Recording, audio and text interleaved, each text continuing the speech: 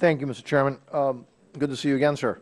Good to see you. You're kind of stuck with us, right? I mean, It feels like it was only yesterday. yeah, right. Deja vu all over again. Just want to go back to the conversation that you had with my colleague here about, and you mentioned some of the things that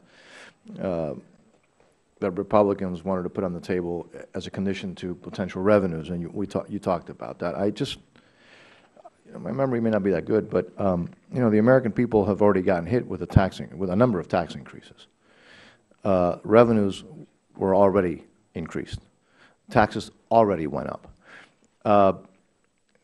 I don't recall the President saying that taxes were going to increase all the time, continuously. He talked about during the campaign increasing taxes on what he called the high earners. That already took place. But not only that, there's been a huge tax increase on the middle class because of the Affordable Care Act, known commonly as Obamacare. Huge tax increase on the middle class. And nobody's getting hit more than the middle class because based on the payroll tax increase. And don't take my word for it, but I'll just pose a question. Mr. Secretary, I know you know that people feel the payroll tax increase. It's a huge tax increase, not on the wealthy, on everyone. So revenues already were increased. Taxes went up, whether we care to admit it or not. They went up. The American people know they went up.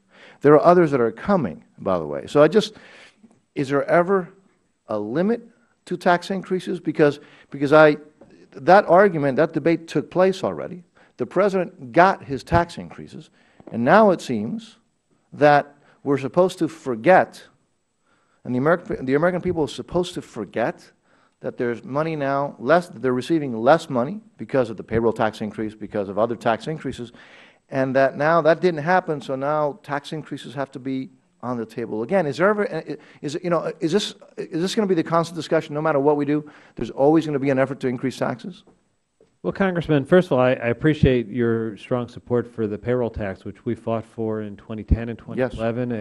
And we heard a lot of arguments that the payroll tax cut was a bad idea and took an awful lot of work to get that passed. And it was only passed because it was short term and it was to deal with the economic conditions of the time. It was never considered as part of the overall dealing with our deficit. But the American people are feeling it. We spent money on the payroll tax cut to have it in place for the 2 years that it was in place. And the American people are feeling it now. And the American people are better off for the growth that we got for the brief period of lowering the payroll tax. Look, the challenge in getting a balanced spending cut revenue package is that we're doing a lot of spending cuts. We've done $1.8 trillion of spending cuts. We've done $600 billion of revenue as part of the package.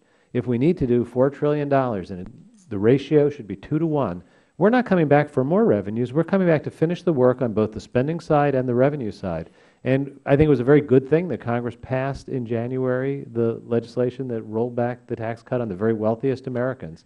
It did not finish the job, and we said so at the time. And there should be no surprise that when you only do half of the job is left. So we collectively have more work to do on both the spending and the revenue side if we're going to deal with the deficit and the long-term fiscal policy in a fair and balanced way. Mr. Secretary, is the $600 billion, which I know where that number comes from, does that include the tax increase that the middle class is subject to because of Obamacare? No, that the Supreme Court said it was a tax increase? We can have a debate on... No, I'm just asking, does that $600 billion that $600 billion is raising rates on the highest income taxpayers above $250,000. I think that the whole question of the Affordable Care Act is a legitimate question to have a conversation about, but it is not, was not a set of revenues that was part of a deficit reduction package.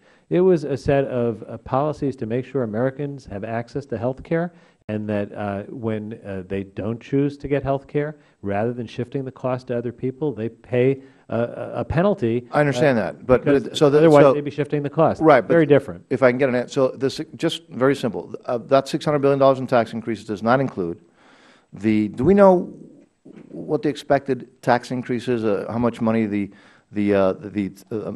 tax increase on the middle class is supposed to bring in?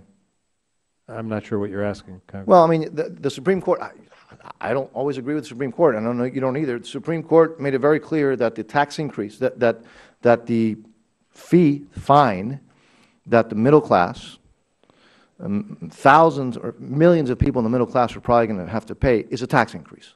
Do we know how much that's supposed to bring in? I'd be happy to follow up with you on Right. the Affordable Care Act penalties. Okay, well, so the penalties which the Supreme Court, whether you or I like it, has said is a tax on the middle class. So again, I know that government, going back to what my colleague was saying, that sometimes it's frustrating. Government likes to kind of pretend that if a different agency takes money from your pocket, that's not real money, or that you don't count that.